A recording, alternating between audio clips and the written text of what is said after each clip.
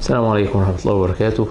أهلا وسهلا بحضراتكم معانا في حلقة جديدة من حلقات برنامجكم اوعى تكون منهم. النهاردة معادنا مع صفة جديدة من صفات المنافقين اللي النبي صلى الله عليه وسلم ذكرها لنا، وهي صفة إذا اؤتمن خان. الصفة دي للأسف من صفات المنافقين، وصفة كتير من الناس فاهمة إن الأمانة بس إن أنا أسيب عندك حاجة وإن أنت تحفظها وترجعها لي، فاهمة إن دي الأمانة فقط. لا بالعكس، اؤتمن خان دي لها معنى كبير جدا في كل حاجة. يعني انت كواحد مثلا مشرف في امتحانات، احنا بنأتمنك ان انت ما تخليش ولا طالب يغش، فانت بتخون الامانه وبتسيب الطلبه يغشوا. انت كواحد شغال في مكان عمل وبتزوغ من الشغل، انت مدير الشغل او الاداره مؤتمناك انت موجود عشان الشغل ده، انت بتزوغ. انت كل واحد في مكان، صاحب هذا المكان حطك هو مؤتمنك في شغل، في مستشفى، في مدرسة، في طريق، في كذا في كذا، كل دي امانات انت مؤتمن عليها.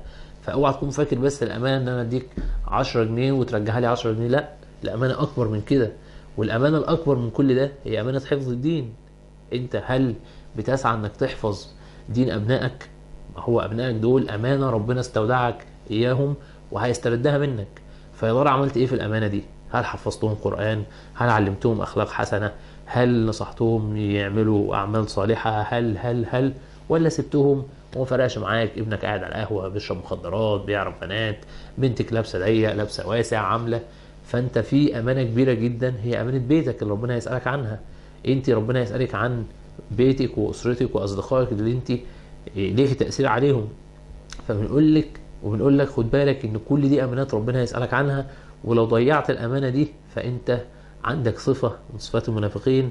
نعوذ بالله ان نكون من هؤلاء. سبحانك اللهم وبحمدك، نشهد ان لا اله الا انت، نستغفرك ونتوب اليك. السلام عليكم ورحمه الله وبركاته.